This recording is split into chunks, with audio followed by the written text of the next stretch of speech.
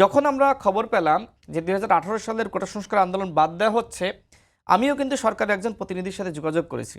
তিনি আমাকে বলছেন যে আপনার এই মেসেজ পৌঁছে দিয়েছি, কিন্তু অ্যাড হবে কি হবে না সেইটা আমি বলতে পারবো না। দেখেন ২০১৮ সালের কোটা সংস্কার আন্দোলনকে কেন্দ্র করে ২৪ সালে আবার কোটা ফিরে আসে, আবারও ১৮ সালের পরিপত্র পুনর্বহালের দাবিতে আন্দোলন শুরু হয় এবং এরপরে যখন হাসিনা হত্যাযজ্ঞ শুরু করে তখন গণ অভ্যুত্থান সংগঠিত হয়।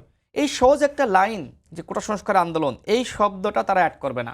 কারণ কারণ এই শব্দটা যদি অ্যাড করে তাহলে গণ অভ্যুত্থানের আমরাও কিন্তু স্বীকৃত এবং যেটা সংবিধানে অন্তর্ভুক্ত করা হবে আমরাও কিন্তু একজন অংশীদার হয়ে যাই। কিন্তু এনসিপি বা বৈষম্যবিরোধী ছাত্র আন্দোলন তারা এই জুলাইয়ের কৃতিত্ব আসলে কারোর সাথে শেয়ার করতে চায় না।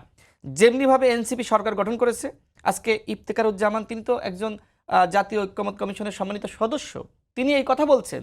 তার মানে কি, আমরা যে শুরুর থেকে যে কথা বলে আসছি যে সরকার তার নিরপেক্ষতা হারিয়েছে, ডক্টর মোহাম্মদ ইউনূস তার নিরপেক্ষতা হারিয়েছে, তিনি যেদিন বললেন যে ছাত্রদের একটি দল গঠন করা দরকার এবং একই সাথে তিনি ছাত্রদেরকে কিন্তু আশীর্বাদ জানিয়েছেন এবং তিনি এই কথা বলেছেন যদি একটি নতুন দল না আসে তাহলে সেই পুরাতন ব্যবস্থা আবার ফিরে আসবে।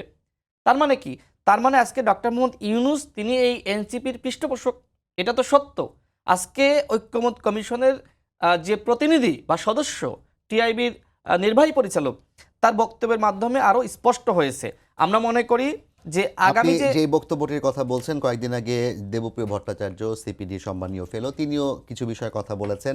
আজকে টিআইবির নির্বাহী পরিচালক কথা বললেন। এর প্রেক্ষিতে আমি জানি না হয়তো বা এটা তিনি এই উদ্দেশ্যেই লিখেছেন কিনা, মাহফুজ আলম আজকে একটি পোস্ট দিয়েছেন যে আবার তিনি ১-১১ পদধ্বনি দেখছেন কিন্তু দিন শেষে ২৪ বিজয়ী হবে। আমরা বিভিন্ন পোস্টের কমেন্টে যারা কিনা এনসিপির সাথে যুক্ত তাদের কমেন্ট দেখতে পাচ্ছি এমন যে এরা আবার ১-১১ ফিরিয়ে আনতে চায়। আপনি কি এই বিষয়ে একমত?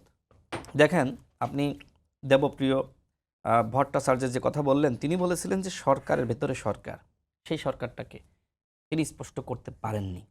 তবে আমি স্পষ্ট করি, সেই সরকারটা মূলত এনসিপি। এই যে সরকার পরিচালিত হচ্ছে, কারা চালাচ্ছে? এনসিপি যেভাবে বলছে এই সরকার সেভাবে কাজ করছে।